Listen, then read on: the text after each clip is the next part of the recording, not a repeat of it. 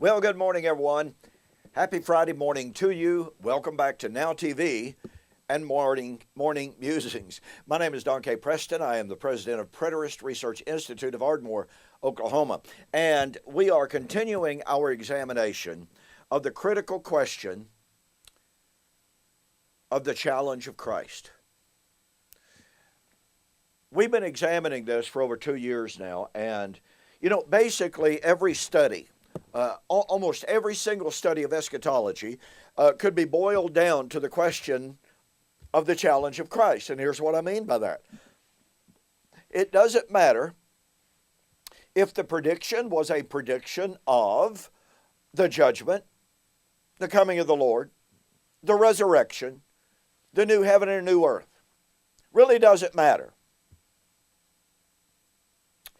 The question is, since the New Testament writers and even the Old Testament writers in their predictions place the fulfillment of those events at the time of the fulfillment of God's Old Covenant promises made to Old Covenant Israel.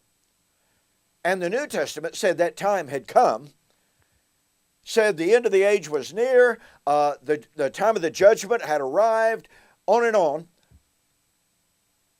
Then the question of the challenge of Christ, no matter which one of those topics we take, the challenge of Christ comes into sharp focus because we have to ask the question, okay, if and since the Old Testament posited the time of the new creation, at the time of the destruction of Jerusalem, i.e. in AD 70, and if the New Testament writers posited the coming of the Lord, judgment, and resurrection, the end of the age, within a soon coming time frame, the question therefore is, were they right? And remember, Jesus said, if I do not do the works which my Father has given me, do not believe me. Now, last week I shared with you that the very day that I was doing that filming, it was reported to me, a man told me about his niece who had just posted on the internet that she was now an atheist, all because of the failed prophecies of Jesus. Is this serious or what? And so, again, just like I stated last week, we have segued from an examination of, okay, did Jesus predict his coming for the first century, which he obviously did. Virtually all scholars throughout history have acknowledged that the language indicates that's exactly what he was saying. Now, it becomes interesting. It becomes revealing when you see scholars try to avoid the language. They try to destroy the language of imminence. Just this morning, I have been in a written exchange with a guy that is really vituperative. He's really caustic, etc. But all that aside, he does his best in every single post to tell us, even though the language sounds like imminence, it really didn't. And at hand, quickly and shortly, did not convey when events were going to take place. They just told us how things were going to take place. And such is the argumentum ad desperatum of the futurist camp. So, again, we've segued from that into the study of dispensationalism. Now, someone accused me just recently of saying dispensationalists do not claim that God does not care about time. Well, I believe my comments were more accurately rendered. Dispensationalists, just like amillennialists, just like postmillennialists, they tell us that God, when speaking about the judgment, the parousia, the resurrection, does not communicate in time objectively in the way that man understands time. In other words, one day is with the Lord 1,000 years as a day is with the Lord 1,000 years. So that's supposed to be taken to mean the language certainly would indicate imminence, but God doesn't talk in time or think in time like man does. Therefore, it could be 1,000 years. Or it could be 2,000 or 5,000 or 10,000. It could even be 1,000,000 years. But realistically, ladies and gentlemen, I mean, if we're going to say that God cannot lie, and that God who cannot lie inspired his writers to say, in a very, very little while, the one who is coming will come and will not tarry. And we're supposed to believe that what he actually meant by in a very, very little while was so far 2,000 years. One of these days, ladies and gentlemen, and let me just hypothetically speculate. One of these days, 10,000 years from now, Bible students are going to finally catch on that God can tell time. Listen, you need to get a copy of my book, Who is This Babylon? In that book, I have an entire section, an entire chapter dedicated to the examination of whether or not God can tell time. In that chapter, I examine every argument that I have ever heard by the opponents of the time statements in their attempts to argue them away in order to mitigate the at hand, quickly, soon, shortly time statements.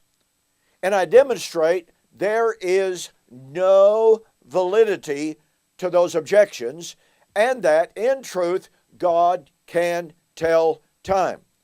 Now, go to my website, donkpreston.com, BibleProphecy.com. Okay? Order the book. Now, this is obviously for U.S. orders only. I cannot do this for orders out of the U.S. Order the book. Send me a note that says you saw the offer on YouTube or Facebook, and I'll refund your shipping. That'll save you $5. Okay, now, last week I suggested to you that the dispensational paradigm, which inserts a so far 2,000-year gap between the 69th and the 70th week of Daniel chapter 9, has certain implications that are absolutely inescapable. They are undeniable. And those implications actually prove there is no gap of 2,000 years between the 69th and the 70th week of Daniel chapter 9, 24 and following. As I closed last week's program, I suggested to you, if there is a gap, as proposed by the dispensationalists, of so far 2,000 years between the 69th and the 70th week of Daniel, okay, then please consider the following. Daniel 9 said 70 weeks are determined to put away sin. 70 weeks are determined to make the atonement. 70 weeks were determined even for the death of Messiah. Daniel 9:26 teaches us that after the 62nd week, which also means it's after the 67th week or 69th week, Messiah shall be cut off. Messiah would be cut off to put away sin and to make the atonement. And 70 weeks are determined to bring in everlasting righteousness. Well, that's the new heaven and new earth, ladies and gentlemen. And 70 weeks were determined for the judgment. That's Rosh Hashanah. So the point that I was making is that Daniel chapter 9, 24 and following is based upon and incorporates the Jewish festal calendar. It was anticipating the consummate fulfillment of the typology of the feast days. Now you can go to Leviticus chapter 23, Numbers chapter 28, and other chapters as well in the Tanakh that describe the feast days in detail. But here's what I want you to realize. Here's what we absolutely must catch the power of. Those feast days were typological. They were foreshadowings. They looked beyond themselves to what they pointed to. Now, in Colossians chapter 2, 14 to 16, and I want, boy, you just really, really, really honestly must focus on this. The most common view about the passing of the law of Moses is the law of Moses was nailed to the cross. Thomas Ice says in the book Prophecy Watch, the law of Moses has been completely fulfilled and is no longer in effect. That's paraphrase. So according to leading dispensationalists, the law of Moses was completely fulfilled. That's the terminology. Completely fulfilled and removed at the cross. But wait a minute, ladies and gentlemen. Do you see a train coming? Israel's feast days were an integral, vital, foundational, and massive part of the law of Moses. And let me remind you that all rabbinic sources, all historical and scholarly sources agree the last three of Israel's sacrificial feast days, Rosh Hashanah, represented, symbolized, foreshadowed, pointed to the coming of the final judgment. Okay, if the law of Moses has been fulfilled, then since the feast days of Israel, which included Rosh Hashanah, and it pointed to the last judgment, then if you say the law of Moses has been completely fulfilled, that means the day of judgment has been fulfilled. You see that train coming? Secondly, the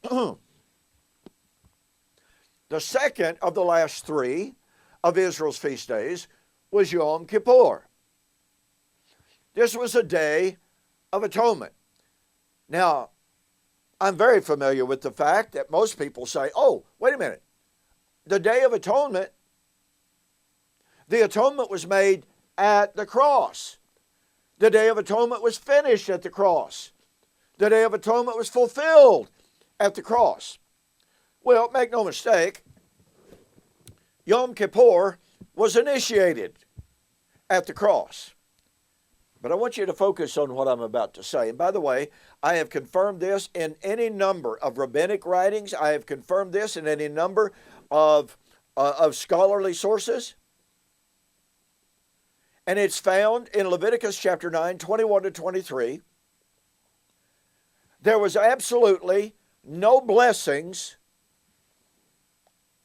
that could be bestowed or that were bestowed on the people during any of the feast days until the high priest went into the most holy place with the blood of the sacrifice.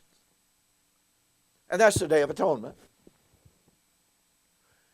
And until the high priest came out of the most holy place, there were no blessings. That's incredible. Because you see, ladies and gentlemen, it proves that the Day of Atonement, Yom Kippur, and the typological actions were not a single event, and that is to say, the death of Jesus. That is why I have said for years now why it needs to be emphasized. The atonement was made through the cross, by means of the cross. The atonement was not made at the cross. In Hebrews chapter 9, 24 and following, It says Christ has entered once into the most holy place, there to offer his blood. Because, you see, in typical Yom Kippur typological actions, now once at the end of the age, Christ has appeared to put away sin, put away sin, Daniel 9:24, by the sacrifice of himself. That's Daniel 9:26. So the writer of Hebrews is setting forth for us the Day of Atonement practices. The high priest had to offer the sacrifice, had to kill the sacrifice, take that blood, enter into the most holy place, and he had to come back out to pronounce blessing on the people. If he did not come back out, ladies and gentlemen, there was no forgiveness. There was no salvation. There was no atonement. And so when the argument is made, all that Jesus had to do is die on the cross, and the atonement was completed, then that denies Hebrews chapter 9, verse 24, his actions of entering into the most holy place. That denies that his actions of entering that most holy place were typological. Furthermore, Hebrews chapter 9 and verse 28, to those who eagerly look for him, and as I have pointed out before, that term, or the Greek word, epekdekomai, that is translated as eagerly expect him, means exactly that. It means they expected that appearing very, very soon. That's why Hebrews chapter 10 and verse 37 says, now in a very, very little while, the one who is coming will come and will not tarry. But according to the dispensational view, and according to the amillennialists and postmillennialists, he has tarried for 2,000 years. My point being that in Hebrews chapter 9, we have the typological actions of the Day of Atonement. Now remember, the Day of Atonement was situated squarely between Rosh Hashanah and the Feast of Ingathering, the Feast of Sukkot. So here's what happens. Those who say there is a gap between the 69th and the 70th week of Daniel, and yet who turn right around and say, Yom Kippur is fulfilled. They are ripping Yom Kippur out of its chronological standing, its chronological place,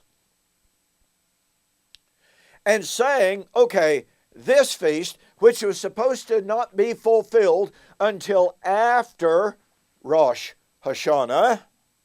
But wait, to say that Yom Kippur was fulfilled at the cross demands that Rosh Hashanah was fulfilled first. That means the judgment happened first. I mean, this is inescapable, ladies and gentlemen. And remember, when it's argued, again, as Thomas Ice does, when it's argued that the law of Moses has been completely fulfilled and taken out of the way, then of logical necessity, you are arguing for the fulfillment of Rosh Hashanah, Yom Kippur, and the second coming of Christ, because the atonement could not and was not to be, would never be completed until the coming of the high priest out of the most holy place. Do you see the problem here? Third point, the third feast day of Israel, or the last of the three, was Sukkot, otherwise known as the Feast of Harvest, otherwise known as the Feast of Ingatherings. It was sometimes just simply called the Feast of Our Joy. It was sometimes called the Joy of the Nations. Sukkot had many, many names to communicate and to convey the many nuances, the many concepts associated with that feast day. But here's the point. Sukkot typified, foreshadowed the final ingathering, i.e. the resurrection of the dead. And again, ladies and gentlemen, this is not speculation. All historical sources. Alfred Edersheim, one of the most highly recognized, scholars on the meaning and significance of the feast days, tells us Sukkot foreshadowed the harvest, the resurrection. Okay, so follow me again right here. Remember now, we are told the law of Moses has been completely fulfilled, taken out of the way, annulled, and is no longer in force. Now, I have a book here on my desk written by a man by the name of Kyle Pope. I have mentioned him before.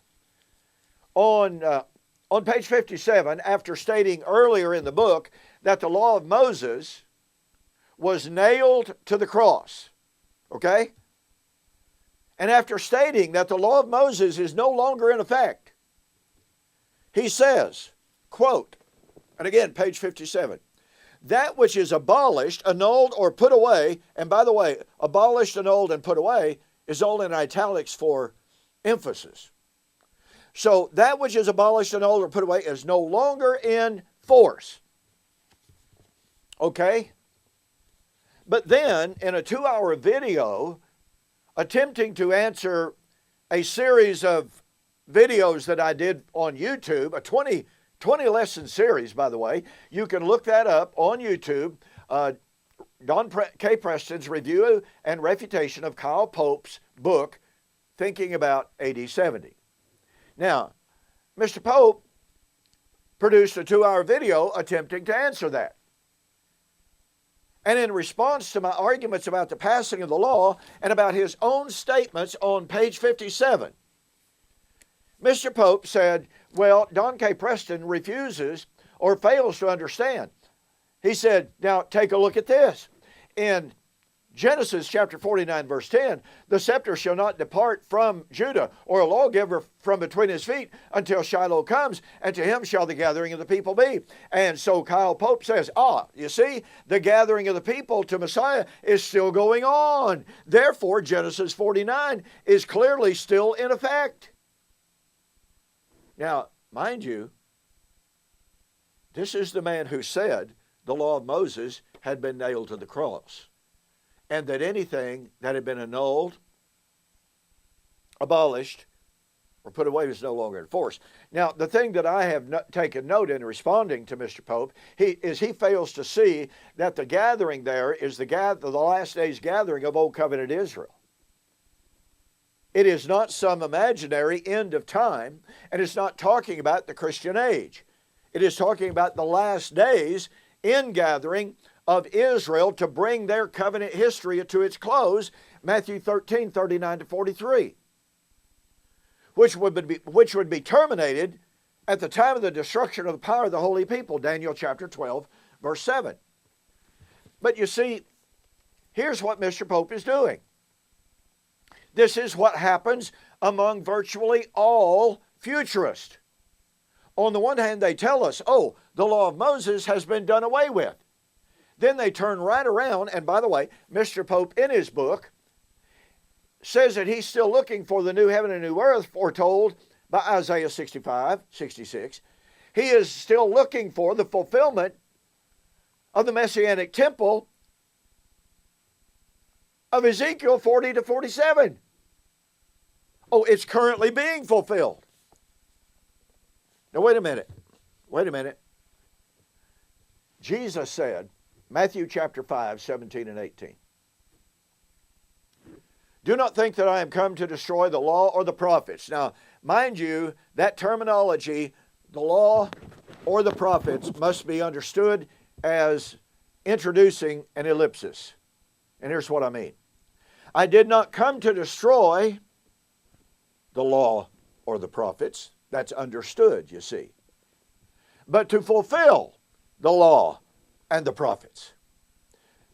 For verily I say unto you, until heaven and earth passes away, not one jot, not one tittle. How much of it, Lord?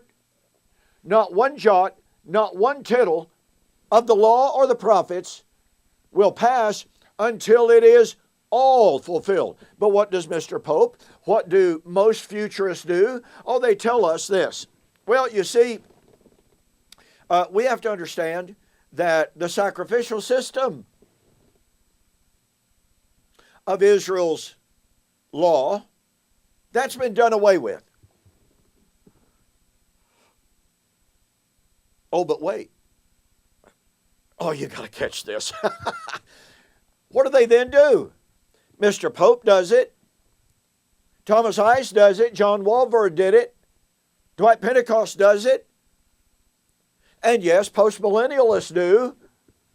All millennialists do. Every futurist going does this thing. What do? They say, yeah, the law of Moses, with its bloody sacrifices, has been done away with. It was nailed to the cross. But then they tell us the judgment, Rosh Hashanah, the second coming to consummate Yom Kippur, and the resurrection to fulfill Sukkot have not been fulfilled. Now, follow me. If there is a gap of so far 2,000 years between the 69th and the 70th week of Daniel chapter 9, that means Rosh Hashanah is not fulfilled. That means Christ has not come to consummate the atonement. But wait a minute, that means the 70 weeks are not fulfilled, which the dispensationalists agree with, but amillennialists and postmillennialists deny that. But it means that the resurrection has not taken place. But if Rosh Hashanah, Yom Kippur, and resurrection have not taken place, then guess what, ladies and gentlemen? Yom Kippur, every jot, every tittle of the law of Moses remains in effect. And I'm completely out of time. We'll pick it up next week.